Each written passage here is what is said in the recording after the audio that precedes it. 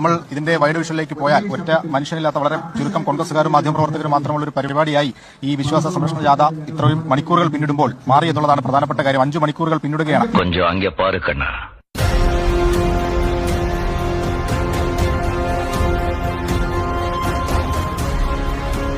മാധ്യമപ്രവർത്തകര് അത് റിപ്പോർട്ട് ചെയ്യട്ടെ, അവർക്ക് അതിനുള്ള സൗകര്യം ചെയ്തു കൊടുക്കുക. ഏത് മാധ്യമം ആയിക്കോട്ടെ. ഈ മഹാസമ്മേളനത്തിൽ 10,000-കണക്കിന് ആളുകൾ ഉണ്ടായിരുന്നു. അവർ പദയാത്രയായിട്ട് വന്നു. ആ 10,000-കണക്കിന് ആളുകളുടെ സമ്മേളനം മാധ്യമങ്ങൾ മുഴുവൻ ലോകത്തോട് റിപ്പോർട്ട് ചെയ്തു. അതും ലോകത്തുള്ള മുഴുവൻ മലയാളികളും കണ്ടു. ശ്രീ പിണറായി വിജയന് ഉണ്ടായ അപകടം പമ്പയിൽ സംഭവിച്ചതുപോലെ ഇവിടെ സംഭവിച്ചോ എന്ന് നോക്കിക്കാണുവാൻ വേണ്ടിയാണ് കൈരളിയുടെ ആളുകളുടെ. ഇവിടെ ചെറിയ ആളുകൾ ഇപ്പോൾ കസേര എണ്ണാൻ നടക്കുന്നുണ്ട്.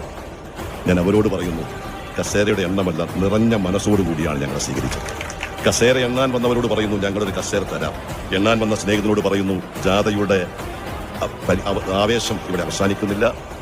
ഈ ജാഥ കേരള രാഷ്ട്രീയത്തിൽ സൃഷ്ടിച്ച അലയടികളിൽ 6 മാസം കഴിയുമ്പോൾ ചില കസേരകൾ തെറിക്കും. അടുത്ത കാലത്തൊന്നും പന്തളം നഗരം അല്ലെങ്കിൽ പന്തളം ടൗൺ ഒരിക്കൽ സാക്ഷ്യം വഹിക്കാത്ത വൻപിച്ച ജനാവലിയാണ് ഈ സംഗമത്തിൽ പങ്കെടുത്തത് എന്ന് പറയുമ്പോൾ തീർച്ചയായും ഇവിടെ വന്നത് കോൺഗ്രസുകാരോ UDFക്കാരോ മാത്രമല്ല. ഇവിടെ വന്നത് വിശ്വാസി സമൂഹത്തിന്റെ പരിച്ഛേദമാണ്. ഇവിടെ വന്നവർ കുറച്ച് കസേര അവിടെ ഇവിടെ കൊഴിഞ്ഞതിന്റെ പേരിൽ അതിന്റെ ഫോട്ടോ എടുക്കാൻ, അതിന്റെ വിഷ്വൽ എടുക്കാൻ കൈരളി ചാനലിൽ ശ്രമിച്ചത് തീർച്ചയായും അവരുടെ രാഷ്ട്രീയ പ്രചരണത്തിന് വേണ്ടിയാണ്. പക്ഷേ അത് അവർക്ക് തിരിച്ചടിയാകും എന്നുള്ള കാര്യത്തിൽ യാതൊരു സംശയമില്ല. ഇവിടെ ഡ്രോൺ വിഷ്വൽ എടുത്തിട്ടുണ്ട്. അത് വേണമെങ്കിൽ കൈരളിക്കാരന് ഡെസ്കിലോട്ട് അയച്ചു കൊടുക്കാം.